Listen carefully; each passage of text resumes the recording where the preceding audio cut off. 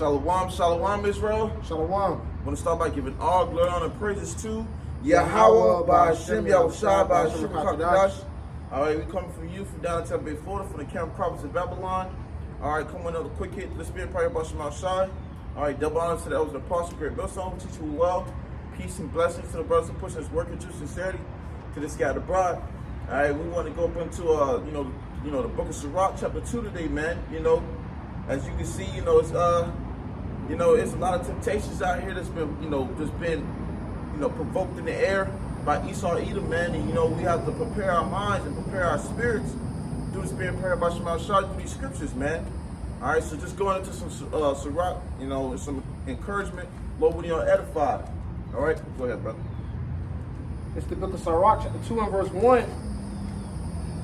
It says, "My son, if thou come to serve the Lord, prepare thy soul for temptation." That's right. The Lord said, all right, we come to serve him. We have to prepare our soul for temptation, man. Okay? There's going to be things that's going to be pushed out here, okay, in America, man, in Babylon, daily, that's going to try to entice you, okay, to do things that's harmful, man. Okay? That could be heavy on the spirit, or they could be stressful, man. Okay? There's a lot of temptations out here. You got women out here who are, moving with the provocative spirit, all right? They want to entice you to do things or try to entice you to do things, all right? They want to try to do certain things to try to throw you off track, okay? You got all these demons out here on these people, all right, to try to provoke you to get upset, okay? You at your job, you got these damn demons at your job, stressing you out, not giving you enough hours, not helping you out, by trying to put you in a certain position, whatever the case might be, you might be struggling with. These are the things that's going to come along where the Lord said we're going to, if we come to serve him, we have to prepare ourselves for temptation, man. You got all these things that's all set around against us. And those temptations are many, okay? Many, man. All right, go ahead. It reads, "Set thy heart aright and constantly endure." It says, set your heart aright and constantly endure. So that's a mindset that we have to have coming into this within this walk, man. We have to set our mind aright, okay? And that takes certain actions that we have to put forth so that we can stay in the right mindset within these situations that come upon us, man. Okay? Go ahead, read a little bit more. Start over again, Sirach. Sirach 2 and verse 2. "Set thy heart aright and constantly endure." Constantly endure. So we have to endure, all right, the things and the changes that goes on with ourselves and even in this place, man. We have to endure, all right, the hardship that comes with this position that we have been given. Okay? I brought the Zada, Yahawah that we be within this position until the very last end, man, which we desire. Okay? Because that's going to lead to salvation. All right? But we have to endure the things that we go through, right? You could be dealing with health issues, mental issues, all right, disability, okay, diseases, sicknesses, all sorts of things, man. But the Lord said what? He wants us to endure, man. Okay, go ahead. It says, "Set thy heart aright and constantly endure." Yeah, the ducks, they want to hear the word too, Yeah. man. "And make not haste in time of trouble." Sirach, bring that back. It says, "Set thy heart aright and constantly endure, Uh-huh. and make not haste in time of trouble." Right, it said make not haste in time of trouble, man. Right? Because look, we're spiritual men, we're not carnal men. Okay? So we have to deal with things spiritually, man. All right? Another thing in case too is when Esau come down having great wrath. All right, when these devils come down 3 in the morning, 4 in the morning, kicking our doors, man, we're gonna have to move with the spirit and be in the spirit, man. Okay? Not to move in the flesh, but move in the spirit. Okay, we're waiting on the time of YAHAWASHI, man. Okay, because look, there's gonna be times where this flesh have the sudden jitters, all right? But it's gonna be times, we know that as that happens, the spirit is gonna get us back to collected within one, man. Because the flesh don't want to do something, it's gonna want to move. But the Lord said, may not hasten the time of trouble. And that's standing in the spirit, moving in the spirit. They lined it up too. That's crazy. They lined it up. But yeah, man, you know, so we can't make haste in the time of trouble, man, because what? YAHAWASHI got us regardless of, no matter what we go through, man. You know, whatever we dealing with, whatever the case might be, YAHAWASHI got us, man. You know, you might be dealing with a particular situation, you know, don't be too hasty in it. You know, let the process, play itself out. Okay? Go ahead. It says, cleave unto him and depart not away. Right, the Lord said, cleave unto him and depart not away. So we have to, cleave unto YAHAWASHI. Keep our faith, trust in the Lord, fear him. We got to fear the Lord more. We got to do all these things. That's a part of cleaving unto YAHAWASHI, man. Keeping the laws, statutes, commandments to the best of our ability. We ain't perfect, of course, but the Lord wants us to put forth our foot to make a certain action so that we can be better men. All right, righteous men at that. One that's willing to, sacrifice certain things to cleave unto him, do certain things to cleave unto him. Okay, make those right adjustments. You see, all right, which we all still need or need for that help. Okay, go ahead.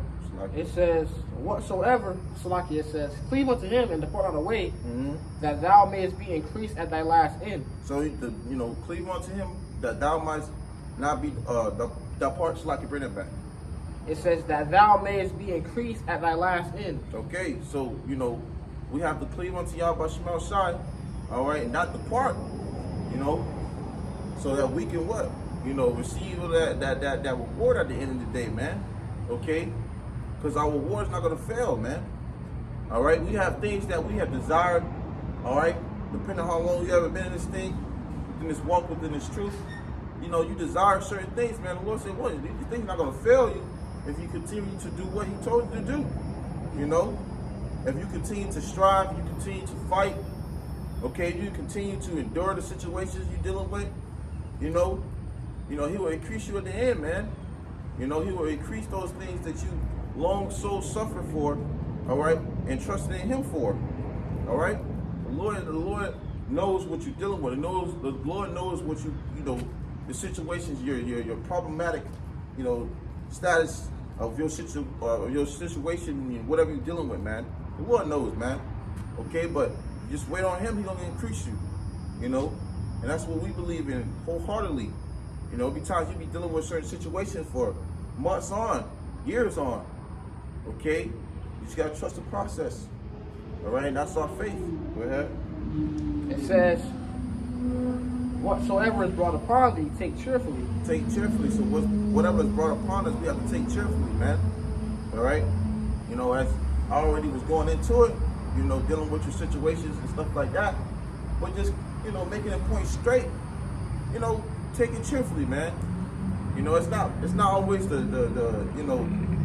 it's not always the first thing you jump towards to, especially when you're dealing with financial problems, or you're dealing with whatever your family problems or a health problem or your mental problem. But the Lord requires us, okay, to the best of our ability to be cheerful when we are in these situations, man. Okay, and that takes even put a smile on your face when you're around a brother, when you're dealing with certain situations.